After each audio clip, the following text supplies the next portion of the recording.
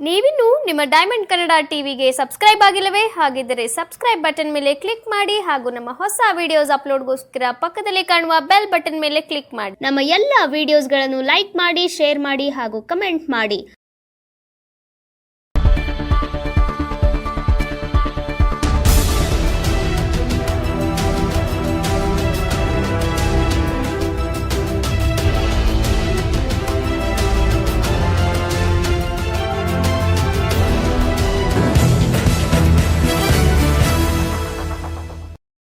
ಮಂಡ್ಯ ಜಿಲ್ಲಾ ಬುದ್ಧಿಸ್ಟ್ ಒಕ್ಕೂಟ ಮಾನವ ಬಂಧುತ್ವ ವೇದಿಕೆ, ಕರ್ನಾಟಕ ರಾಜ್ಯ ವೈಜ್ಞಾನಿಕ ಪರಿಷತ್ತು, ಜಿಲ್ಲಾ ಮಟ್ಟದ ಬೌದ್ಧ ಸಮ್ಮೇಳನ ವತಿಯಿಂದ ಅದ್ಭುತ ಕಾರ್ಯಕ್ರಮವನ್ನು ಮಂಡ್ಯ ನಗರದ ಡಾಕ್ಟರ್ ಬಿ ಆರ್ ಅಂಬೇಡ್ಕರ್ ಭವನದಲ್ಲಿ ಕಾರ್ಯಕ್ರಮ ಆಯೋಜಿಸಲಾಯಿತು. ಇನ್ನು ಕಾರ್ಯಕ್ರಮದ ಜಿಲ್ಲಾ ಉಸ್ತುವಾರಿ ಸಚಿವರಾದ ಎನ್ ಚಲುವರಾಯಸ್ವಾಮಿರವರು, ಲೋಕೋಪಯೋಗಿ ಸಚಿವರಾದಂತಹ ಸತೀಶ್ ಜಾರಕಿಹೊಳಿರವರು ಕಾರ್ಯಕ್ರಮದಲ್ಲಿ ಭಾಗವಹಿಸಿ ಕಾರ್ಯಕ್ರಮ ಬಹಳ ಯಶಸ್ವಿಯಾಗಿ ಜರುಗಿತು. ಈ ಕುರಿತು ಡೈಮಂಡ್ ಕನ್ನಡ ಟಿವಿ ನಡೆಸಿರುವಂಥ ವಿಶೇಷ ವರದಿ ಇಲ್ಲಿದೆ. ಬನ್ನಿ ಪ್ರಿಯ ವೀಕ್ಷಕ ನೋಡ್ಕೊಂಡು ಬರೋಣ.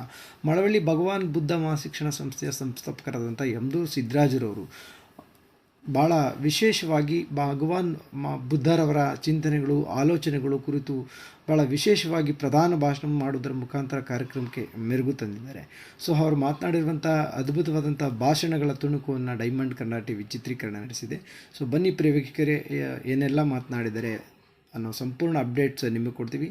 ಸೊ ನೋಡ್ಕೊಂಡು ಬರೋಣ. ಈ ಜ್ಯೋತಿಷರು ಅಂದರೆ ಆಗಲ್ಲ, ಅವರು ಪ್ರಗತಿಪರರು.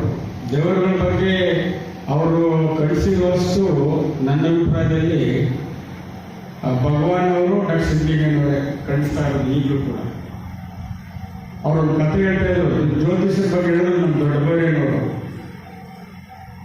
ಈ ಒಂದು ಊರು ಇರ್ತದೆ, ಊರಲ್ಲಿ ಒಂದು ಆ ಪೂಜಾರಿ ಒಂದು ದೇವಸ್ಥಾನ ಇರ್ತದೆ ಆ ರಸ್ತೆಯಲ್ಲಿ. ಅಲ್ಲಿ ದಿನ ಸಾಯಂಕಾಲ ಕುರಿ ಮೇಯಿಸ್ಕೊಂಡು ದಿನ ಒಂದೊಂದು ಹಿಂಡು ಹೋಗ್ತಾ ಇರ್ತಿದ್ರು ಅವ್ರ ಮನೆಗಳಿಗೆ. ಆಗ ಆ ಪೂಜಾರಿಗೆ ಕುರಿ ಕಂಡ್ರೆ ಅವ್ರಿಗೆ ದೇವ್ರು ಬಂದ್ಬಿಡೋದು. ಆ ಕುರಿ ಕಂಡ್ರೆ ದೇವ್ರು ಬಂದ ತಕ್ಷಣ ಅವನೇನ್ ಮಾಡ್ತಿದ್ದ ಪೂಜಾರಿ, ನನಗೆ ಆ ಕುರಿ ಬೇಕು, ನನಗೆ ಆ ಕುರಿ ಬೇಕು ಅಂತ ದಿನ ಒಂದೊಂದು ಕುರಿ ಕೊಡ್ತಾ ಇದ್ರು. ಅಂದ್ರೆ ದೇವ್ರು ಕೇಳ್ತಾ ಇದೆಯಲ್ಲ, ನಾವು ಕೊಟ್ಕೊಡೋಣ ಅಂತ. ಒಂದಿನ ಏನಾಯ್ತು ಅಂದ್ರೆ ಅವನ ಮನೆ ಕುರಿನೇ ಬಂದ್ಬಿಡ್ತು. ಅವನ ಮನೆ ಕುರಿಗಳೇ ಬಂದಾಗ, ಪೂಜಾರಿ ಮನೆ ಕುರಿಗಳೇ ಬಂದಾಗ ಅವನು ಕೇಳಿಲ್ಲ. ಯಾಕಂದ್ರೆ ಅವನ ಮನೆ ಕುರಿ ಅಂತ ಗೊತ್ತಾನ, ಅದಕ್ಕೆ ಅವನು ಕೇಳಲಿಲ್ಲ. ಅದಕ್ಕೆ ಸ್ವಾಮಿ, ನೀವು ಕುರಿ ಕೇಳ್ತಿದ್ದೀರ, ದಿನ ತಗೊಳ್ತಿದ್ದೀರಿ ಕುರಿನ, ಈಗ ನೀವು ಕುರಿ ತಗೊಬರ್ತಿದ್ದೀನಿ ಅಂತ ಅವ್ರು ಹೇಳಿದ. ಯಾರು ಕುರಿ ಸಾಕೋರು ಅದೇ ಬೇಡ ನಮ್ಮನೆ ಕುರಿಗಳ ಬೇಡ ಅಂತ. ಅಂದ್ರೆ ಅವ್ನು ಎಷ್ಟು ಬುದ್ಧಿವಂತ ಪೂಜಾರಿ ಅಂತಂದ್ರೆ, ಬೇರೆಯವ್ರ ಮನೆ ಕುರಿಗಳು ಮಾತ್ರ ಬೇಕು, ಆದ್ರೆ ಅವ್ರ ಮನೆ ಕುರಿ ಮಾತ್ರ ಬೇಡ. ಇದು ಯಾವ ರೀತಿ ಜನ ಇವತ್ತು ಈ ಮೌಢ್ಯತೆಯಿಂದ ಕೂಡಿದ್ದಾರೆ ಮತ್ತು ಜನರ ಮೇಲೆ ದಿಕ್ಕಿಸ್ತಾ ಇದ್ದಾರೆ. ಅದಕ್ಕೆ ನಾನು ಈ ಮಾತನ್ನ ಹೇಳ್ತಾ ಇರ್ತಕ್ಕಂಥದ್ದು. ಮತ್ತು ಬುದ್ಧ ಇಷ್ಟು ಪ್ರಚಾರ ಆಗಿದ್ದಾರೆ ಅಂದ್ರೆ ಅದಕ್ಕೆ ಶಾಂತಿನೇ ಕಾರಣ.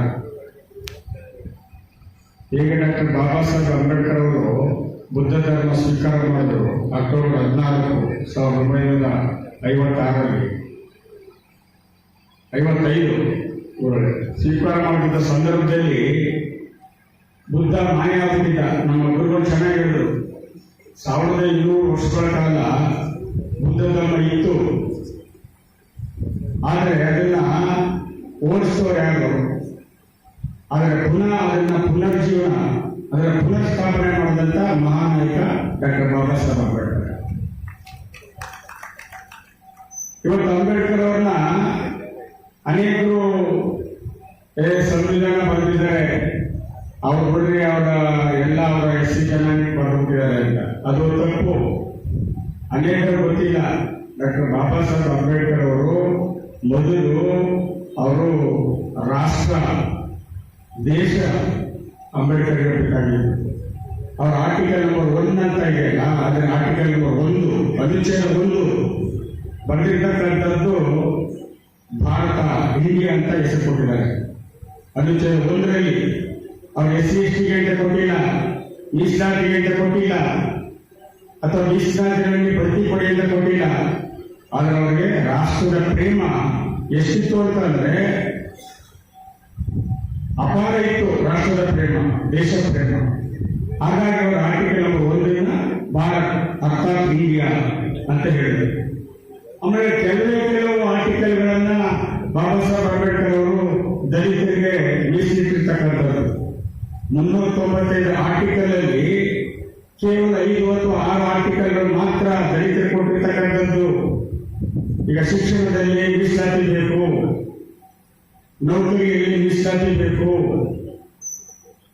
ಮತ್ತು ಒಂದೊಂದು ಜಿಲ್ಲೆಯಲ್ಲಿ 1 ಅಥವಾ 2 ಮೀಸಲು ಕ್ಷೇತ್ರಗಳು ಎಮ್ಎಲ್ಎಗಳಲ್ಲಿ ಮೀಸಲಿರಬೇಕು, ಅಥವಾ ಒಂದೊಂದು ಭಾಗದಲ್ಲಿ ಲೋಕಸಭಾ ಕ್ಷೇತ್ರಕ್ಕೆ ಎಂಪಿಗಳ ಮೀಸಲಿರಬೇಕು. 342 ಆರ್ಟಿಕಲ್, 340 ಎಮ್ಎಲ್ಎ ಆರ್ಟಿಕಲ್. ಮತ್ತು ಯಾರು ಅಸ್ಪೃಶ್ಯತೆ ಆಚರಣೆ ಮಾಡ್ತಾರೆ ಅವ್ರಿಗೆ ಆರ್ಟಿಕಲ್ ನಂಬರ್ 17 ಅದರ ಮೂಲಕ ಶಿಕ್ಷೆಯನ್ನ ಕೊಡಬೇಕು. ಈ ಉಳಿದ 390 ಆರ್ಟಿಕಲ್ಗಳು ಕೂಡ ಡಾಕ್ಟರ್ ಬಾಬಾ ಸಾಹೇಬ್ ಅಂಬೇಡ್ಕರ್ ಅವರು ದೇಶದ ಬಗ್ಗೆ, ರಾಷ್ಟ್ರದ ಬಗ್ಗೆ, ಒಗ್ಗಟ್ಟಿನ ಬಗ್ಗೆ, ರಾಷ್ಟ್ರಪತಿಯನ್ನು ಯಾರು ಆಯ್ಕೆ ಮಾಡಬೇಕು, ಪ್ರಧಾನಿಗಳಿಗೆ ಯಾರು ಆಯ್ಕೆ ಮಾಡಬೇಕು, ಮತ್ತು ಗ್ರಾಮ ಪಂಚಾಯತಿ, ತಾಲೂಕ್ ಪಂಚಾಯತಿ, ಜಿಲ್ಲಾ ಪಂಚಾಯತಿ ಯಾರಿಗೆ ಕೊಡಬೇಕು, ಯಾರಿಗೆ ಓಟ್ ಹಾಕಬೇಕು ಅನ್ನೋದನ್ನ ಡಾಕ್ಟರ್ ಬಾಬಾ ಸಾಹೇಬ್ ಅಂಬೇಡ್ಕರ್ ಅವರು ಹೇಳ್ಕೊಟ್ಟಿದ್ದಾರೆ. ಇವತ್ತು ಪ್ರಧಾನಿಗೆ ದೇಶದ ಬಗ್ಗೆ ಅಪಾರ ಗೌರವ ಇದೆ. ಯಾಕೆಂದ್ರೆ ನಮ್ಮ ಗುರುಗಳು ಭಗವಾನ್ ಅವರು ಯೂಟ್ಯೂಬ್ ಅಲ್ಲಿ ಮಾತನಾಡಿರ್ತಕ್ಕಂಥ ನಾನು ಕೇಳಿದ್ದೀನಿ. ಪ್ರಧಾನಿಯವರು ಅಮೆರಿಕಕ್ಕೆ ಹೋಗಿ, ಟೆಕ್ಸಾಸ್ ಹೋಗಿ I came from Buddhas land ಅಂತ ಹೇಳ್ತಾರೆ. ಅದು ಹೇಳಿದ್ದಾರೆ ಗುರುಗಳು. ಅವರು I came from Mahabharata land ಅಂತ ಹೇಳಿಲ್ಲ, ಐ ಕೇಮ್ ಫ್ರಮ್ ಮನುಸ್ಮೃತಿ ಅಂತ ಹೇಳಿಲ್ಲ, ಅಥವಾ ಭಗವದ್ಗೀತೆ ಅಂತ ಹೇಳಿಲ್ಲ, ರಾಮಾಯಣ ಅಂತ ಹೇಳಿಲ್ಲ, I came from Buddhas land ಅಂತ ಹೇಳಿದ್ರು. ಯಾಕೆ? ಬುದ್ಧನ ಬಗ್ಗೆ ಅವರ ಗೌರವ ಇತ್ತು. ಬುದ್ಧ ಈ ಒಂದು ದೇಶವನ್ನ ಶಾಂತಿ ರೀತಿಯಿಂದ ಬೆಳೆಸಿದ್ದಾನೆ. ಹಾಗಾಗಿ ಅವರು ಬುದ್ಧನ ಹೆಸರನ್ನ ಹೇಳಿದವರು. ಅದಕ್ಕೆ ಇವತ್ತು ಬುದ್ಧ ಏನ್ ಹೇಳ್ತಾನೆ ಅಂತ ಹೇಳಿದ್ರೆ, ಈ ಮನಸ್ಸೇ ಹಿರಿಯ ನಾಯಕ ಅಂತ ಹೇಳ್ತಾನೆ ಬುದ್ಧ. ಮನಸ್ಸು ಹಿರಿಯ ನಾಯಕ. ಅಂದ್ರೆ ಮನಸ್ಸು ಏನ್ ಬೇಕಾದ್ರೂ ತೀರ್ಮಾನ ಮಾಡ್ಕೋಬಹುದು ಅಂತ. ನಮ್ಮ ಮನಸ್ಸನ್ನ ನಾವೇ ತೀರ್ಮಾನ ಮಾಡ್ಕೋಬಹುದು ಅಂತ. ಈಗ ಇವತ್ತು ನಾವು ನಮ್ಮ ವಿಜಯಲಕ್ಷ್ಮಿ ಬಂದಿದ್ದಾರೆ. ಈಗ ಅವ್ರ ಮನಸ್ಸು ಪರಿವರ್ತನೆ ಆಗಿದೆ. ಇವತ್ತು ನಾನು ಸೂರ್ಯ ಕಾರ್ಯಕ್ರಮ ಮಾಡಿದ್ರೆ ಹೋಗ್ಬೇಕು ಅಂತ ಹಾಗಾಗಿ ಬಂದಿದ್ದಾರೆ. ಅಂದ್ರೆ ಅವ್ರ ಮನಸ್ಸು ತಾನೇ ದೊಡ್ಡದು, ಅವ್ರ ತೀರ್ಮಾನ ತಾನೇ ದೊಡ್ಡದು. ಯಾವ ದೇವರು ಕೂಡ ಕಳಿಸಲಿಲ್ಲ, ಯಾವ ಧರ್ಮವನ್ನು ಕೂಡ ಕಳಿಸಲಿಲ್ಲ. ಇವತ್ತು ಬುದ್ಧನ ಕಾರ್ಯಕ್ರಮದಲ್ಲಿ ಹಾಗಾಗಿ ನಾನು ಬಂದಿದ್ದೀನಿ. ಆದರೆ ಅದಕ್ಕೆ ಮನಸ್ಸು ಹಿರಿಯ ನಾಯಕ ಅಂತ ಹೇಳಿದ್ದಾರೆ. ಆ ಮನಸ್ಸಿನ ಏನು ಅವರ ನಮ್ಮ ಅನುದಿನದ ನಡವಳಿಕೆಗೂ ನಮ್ಮ ಮನಸ್ಸಿಗೂ ಅತಿ ನಿಕಟವಾದ ಸಂಬಂಧವಿದೆ. ಇದು ಎಲ್ಲರಿಗೂ ಕೂಡ ಗೊತ್ತಿರತಕ್ಕಂಥ ವಿಚಾರ. ಇದನ್ನ ಪ್ರಥಮ ಬಾರಿಗೆ ಕಂಡಿರುವಂತವರು, ಈ ಒಂದು ಮನಸ್ಸಿನ ಪ್ರಾಶಸ್ತ್ಯವನ್ನು ಗುರುತಿಸಿದವರು ಭಗವಾನ್ ಬುದ್ಧರು. ಈ ಒಂದು ಸಂದರ್ಭದಲ್ಲಿ ಅವ್ರು ಹೇಳ್ತಾರೆ, ನಿಮ್ಮ ಸುಖ ನಿಮ್ಮ ಕೈಲೇ ಇದೆ ಅಂತ ಹೇಳ್ತಾರೆ ಅವರು. ನಿಮ್ಮ ಒಂದು ಕಷ್ಟ ಅದು ನಿಮ್ಮ ಕೈಲೇ ಇದೆ ಅಂತ ಹೇಳ್ತಾರೆ.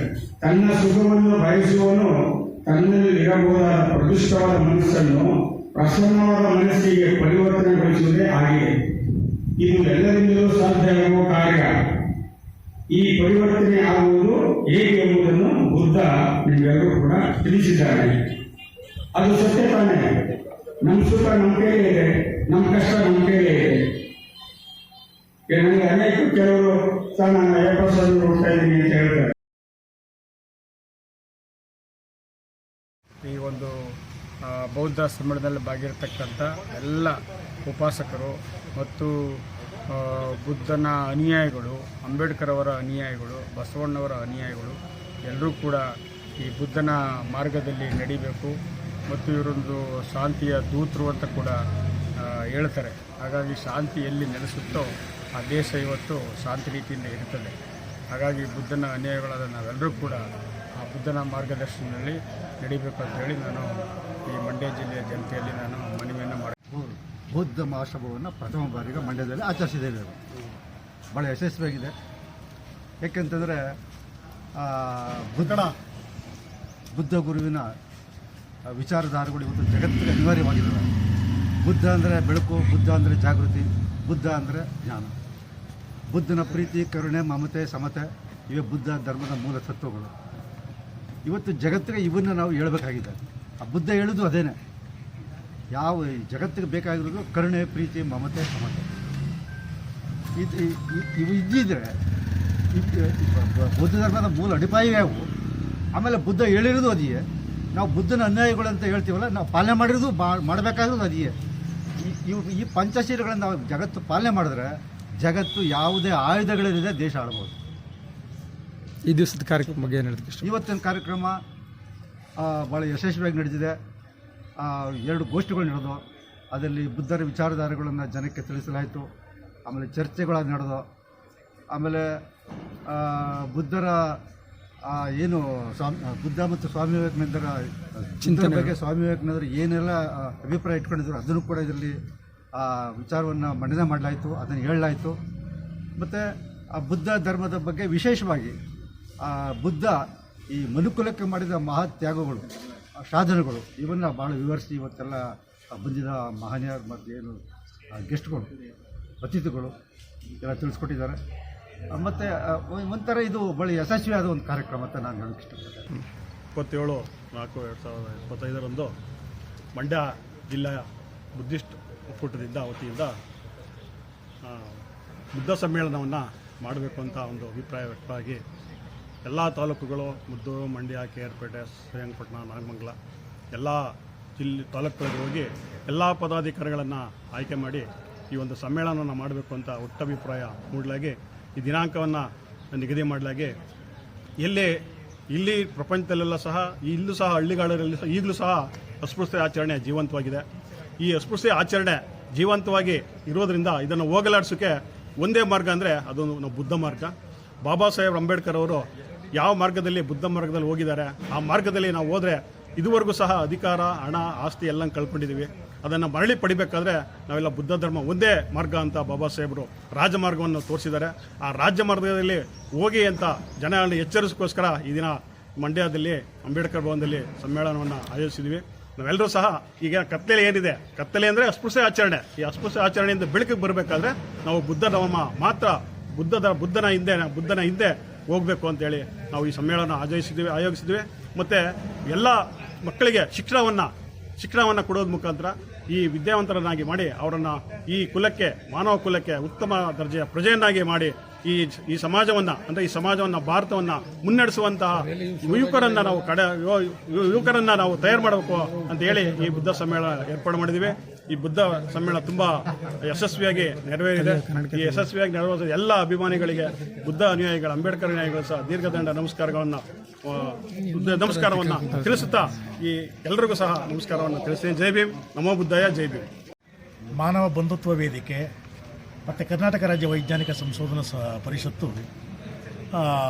ಸಂಯುಕ್ತ ಆಶ್ರಯದಲ್ಲಿ ಇಂದು ಪ್ರಥಮ ಬೌದ್ಧ ಜಿಲ್ಲಾ ಮಟ್ಟದ ಒಂದು ಸಮ್ಮೇಳನವನ್ನು ಆಯೋಜನೆ ಮಾಡಿದ್ದು. ಈ ಸಮ್ಮೇಳನ ಅತ್ಯಂತ ಯಶಸ್ವಿಯಾಗಿ ನಡೆಯಿತು. ಇದಕ್ಕೆ ಎಲ್ಲ ತಾಲೂಕು ಮತ್ತು ಜಿಲ್ಲೆ ಮತ್ತು ಎಲ್ಲ ಬುದ್ಧ, ಅಂಬೇಡ್ಕರ್ ಅನುಯಾಯಿಗಳು ಮತ್ತು ಕುವೆಂಪು ಅನುಯಾಯಿಗಳ ಸಹಕಾರ ತುಂಬ ಖಂಡಿತ ನಮಗೆ ಸಿಕ್ಕಿತು. ಆ ಸಹಕಾರದಿಂದ ಇವತ್ತು ಈ ಒಂದು ಸಮ್ಮೇಳನ ಅತ್ಯಂತ ಯಶಸ್ವಿಯಾಗಿದೆ. ಅದಕ್ಕೆ ಎಲ್ಲರಿಗೂ ನಾನು ಧನ್ಯವಾದಗಳು ಹೇಳ್ತೀನಿ. ನಮಸ್ಕಾರ. ಏನು ಇವತ್ತು ಮಂಡ್ಯ ಜಿಲ್ಲಾ ಬುದ್ಧಿಸ್ಟ್ ಒಕ್ಕೂಟ ಇತ್ತು.